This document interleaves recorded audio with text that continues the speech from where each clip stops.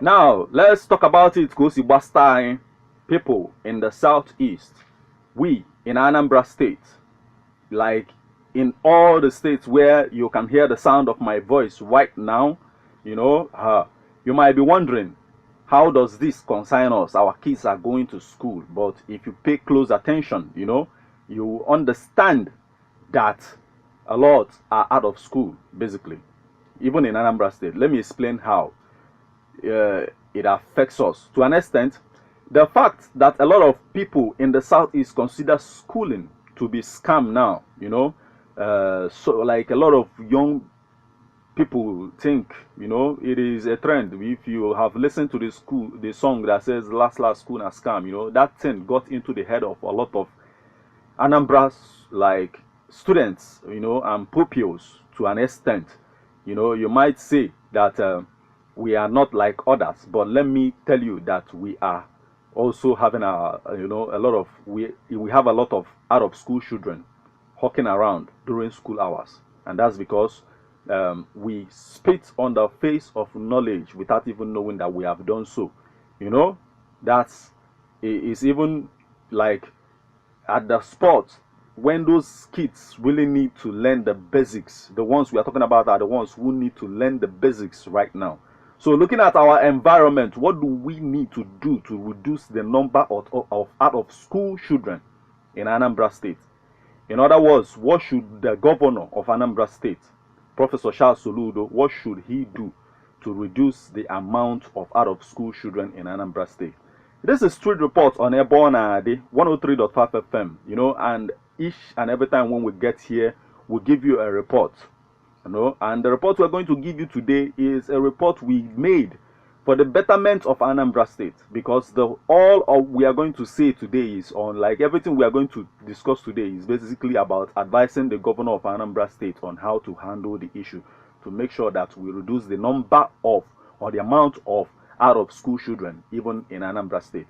At a point, I will break it down. I'll give you the statistics of the number of out of school children in Anambra State currently. But for the betterment of Anambra State, pay attention to this report, and I will be right back. Take a listen. If you are in Anambra State and have been observant, you will observe that the personnel used in road taxation in the past in Anambra State are off the streets. But residents of Anambra State have suggestion on what the new governor, Professor Charles Soludo, must do to make road taxation better in Anambra State. Mr. Ikenna Okoye, a welder residing in Anambra State, has this to say. I believe there was a federal government, state government is doing that. Okay. It's a moment then I Google about all that in there. Okay. Amazalona, they found one body BAG this ticket issue. Okay. Then I talk about ticket or Jana Kapa. Then from when was a task force this year, now from the Nafana Meru. Okay. A task force, Nagali before Anambra State. You understand?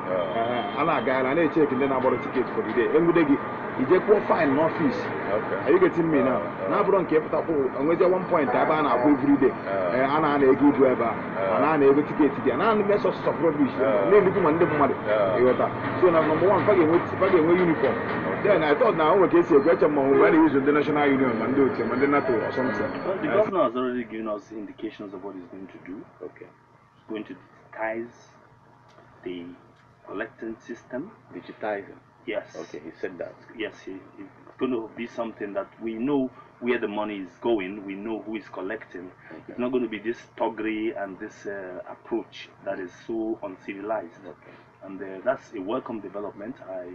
I have always believed that there could be better ways of collecting sanitation rates and other levies than chasing people around and killing some in the process, making people to die unnecessarily. So I believe that the governor is starting on the right footing, but the challenge here will be for him to be consistent, for him to, because it's been the same tradition all along.